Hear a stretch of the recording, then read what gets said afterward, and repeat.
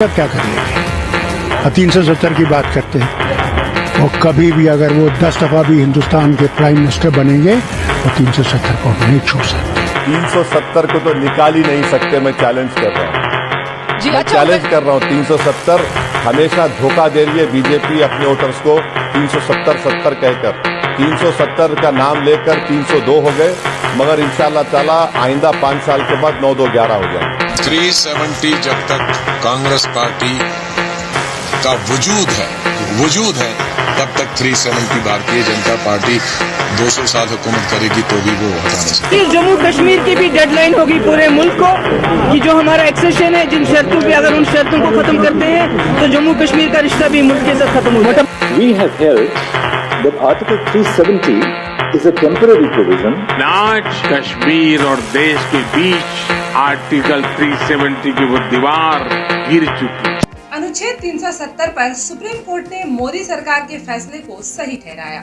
सितंबर 2024 तक जम्मू कश्मीर में होंगे चुनाव। अनुच्छेद 370 पर सुप्रीम कोर्ट का ऐतिहासिक फैसला आ गया है। 4 साल 4 महीने और 6 दिनों चली लंबी कानूनी जंग के बाद देश के सर्वोच्च न्यायालय ने 5 अगस्त 2019 को जम्मू कश्मीर से अनुच्छेद 370 हटाने के केंद्र सरकार के फैसले को सही करार दिया है। अनुच्छेद 370 भारत के संविधान का ऐसा प्रावधान था जो कि जम्मू कश्मीर राज्य को विशेष दर्जा देता था। संविधान के मिले उसी विशेष दर्जे की वजह से धरती का स्वर्ग कहे जाने वाले सूबे पर संविधान की उपयोगिता भी काफी हद तक सीमित हो जाती थी। संविधान के अनुच्छेद 1 के अलावा कोई अन्य अनुच्छेद जम्मू और कश्मीर पर लागू नहीं होता था। संविधान का अनुच्छेद 1 कहता है कि भारत राज्यों का एक संघ है, बाकी जम्मू कश्मीर का अपना अलग संविधान था।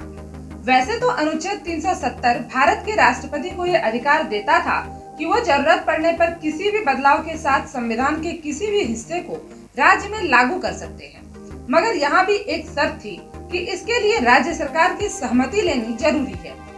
इसमें यह भी कहा गया था कि भारतीय संसद के पास केवल विदेश मामलों, रक्षा और संचार के संबंध में राज्य में कानून बनाने की शक्तियां हैं। सुप्रीम कोर्ट ने आखिरकार अनुच्छेद 370 को समाप्त करने के केंद्र सरकार के फैसले के खिलाफ दायर याचिका पर फैसला सुना दिया है। 5 जजों की बेंच ने अनुच्छेद 370 को समाप्त करने के मोदी सरकार के फैसले को सही करार दिया। अपने फैसले में सुप्रीम कोर्ट ने कहा कि भारत में विलय के साथ ही जम्मू कश्मीर ने अपनी संप्रभुता छोड़ दी थी, लिहाजा जम्मू कश्मीर भारत के अन्य राज्यों की तरह ही है। मुद्दे पर 3 अलग अलग फैसले आए, मगर तीनों फैसलों में जज एकमत थे।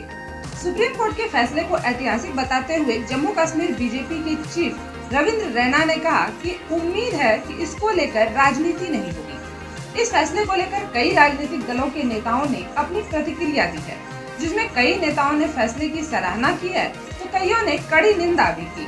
हम तो स्वागत करते हैं इसका, क्योंकि आर्टिकल 370 हटाने के वक्त भी हमने समर्थन किया था और आज सुप्रीम कोर्ट ने जो निर्देश दिए हैं उनका हम स्वागत करते हैं।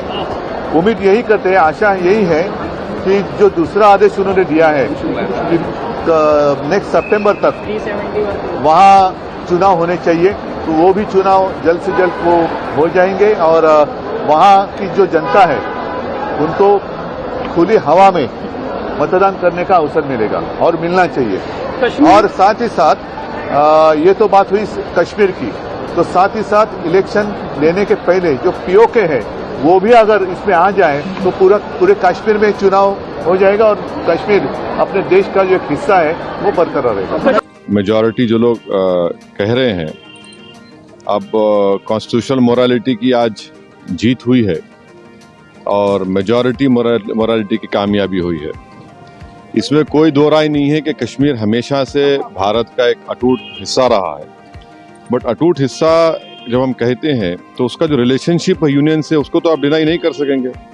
और ये जो कॉन्स्टिट्यूशनल रिलेशनशिप कश्मीर से यूनियन का रहा है वो परमानेंट हुआ है।